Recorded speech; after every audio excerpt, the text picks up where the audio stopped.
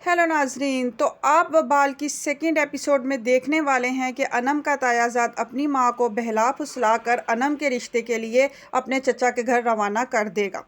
उसकी माँ भी दिल से अनम को बहू बनाने की ख्वाहिशमंद है, मगर उनको इस बात का खटका है कि उनका देवर जो है वो उनकी इस बात से जो है वो रजामंद नहीं है और वो अपनी बेटी का रिश्ता उनके बेटे के साथ नहीं करना चाहता, क्योंकि अनम एक लाइक फाइक और पढ़ी लिखी लड़की है और जबकि उनका बेटा एक निकम्मा नालायक और नकारा लड़का है। लेकिन फिर भी वो अपने बेटे की बातों में आकर बहुत सारा कीमती सामान लेकर और तोहफे तोइफ से लद कर अपने देवर के घर अनम का रिश्ता लेने के लिए चल पड़ती हैं। जैसे ही वो देवर के घर में दाखिल हो जाती हैं, देख सामने ही उनके देवर को तो उनको देखकर माथे पर तेवड़ियां चढ़ जाती हैं। वो बहुत ज़्यादा गुस्से में आ जाता है। वो कहता है कि आपकी हिम्मत कैसे हुई हमारे घर का दरवाज़ा पार करने की, आप इस दहलीज पर क्या करने आई हैं। ये बात सुनकर अनम की ताई कहती हैं कि कुछ तमीज़ करो, मैं तुम्हारे बड़े भाई की बेवा हूँ, ना मुझे तुमने बैठने के लिए कहा है ना कुछ, और फटाफट मुझे बातें सुनानी शुरू कर दी हैं।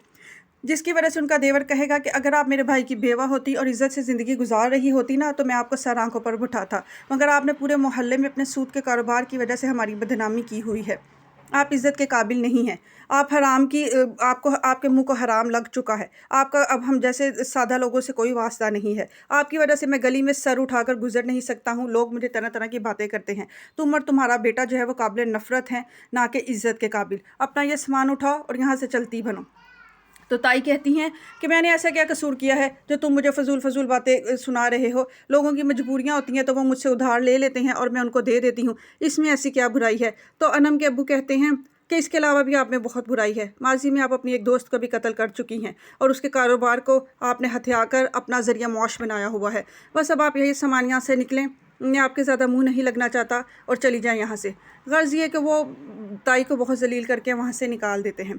घर आकर ताई की तो तबीयत ही ख़राब हो जाती है। सारी रात वो यही बात सोचती रहती हैं कि मुझे तो बहुत जलील रुस्वा किया गया है। सुबह के टाइम वो अपने बेटे को बताती हैं कि तुम्हारे कहने और उकसाने पर मैं चली तो गई हूँ रिश्ता लेने, मैं अनम के बाप ने मुझे 100 बातें सुनाई हैं। उसने मुझे इतना जलील किया है, उसने मुझे बैठने तक का नहीं कहा, पानी तक का नहीं पूछा और चलते खड़ा खड़ा ही चलते कर दिया है। तुम्हारी बातों की वजह से मुझे इतना जलील होना पड़ा है। ना तुम मुझे बहलाते, ना तुम मुझे उकसाते, और ना मैं उस घर का दरवाज़ा पार करती। ये बात सुनकर उनका बेटा बहुत ज़्यादा गुस्से में आ जाता है। वो कहता है उनकी कैसे हिम्मत हुई आपको जलील करने की, मैं अभी के अभी उनसे पूछ कर आता हूँ। उसकी माँ उसको रोकती ही रह जाती हैं, लेकिन वो चला जाता है। वो अपने चचा के घर जाकर उनको कहता है कि सारी रात से मेरी माँ की तबीयत ख़राब है, आप लोगों ने उनके साथ ऐसा क्या सलूक किया है। वो यहाँ सिर्फ मेरा रिश्ता तलब करने आई थी, इसके अलावा उन्होंने यहाँ आकर क्या किया था जो आपने उनको इतना जलील किया है। सारी रात वो बीमारी में मुब्तला रही हैं, बताएं मुझे उनका क्या कसूर है, आप लोगों ने उनके साथ ये सलूक क्यों किया है। तो अनम के वालिद उसको कहते हैं कि तुम यहाँ से चलते बनो, तुम लोगों के साथ हमारा कोई ताल्लुक नहीं है। जब ख़त्म कर दिए हुए हैं ताल्लुकात तो फिर तुम्हारी माँ यहाँ क्या करने आई है। आज के बाद तुम या तुम्हारी माँ मुझे यहाँ पर कभी नज़र ना आए।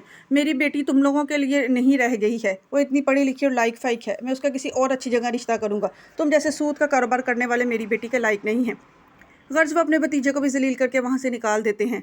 जो ताई है उनका बेटा भी जलील होकर घर वापस आता है, तो वो माँ को बताता है उन्होंने मेरे साथ भी बहुत ज़्यादा बदसलूकी की है। ये बात सुन के माँ का पारा और चढ़ जाता है। वो कहती हैं कि कल से मुझसे उनकी बातें बर्दाश्त नहीं हो रही थी, मगर ये ना समझो कि मैं उनसे बदला नहीं लूँगी, देखना मैं उनको मज़ा चखाऊँगी।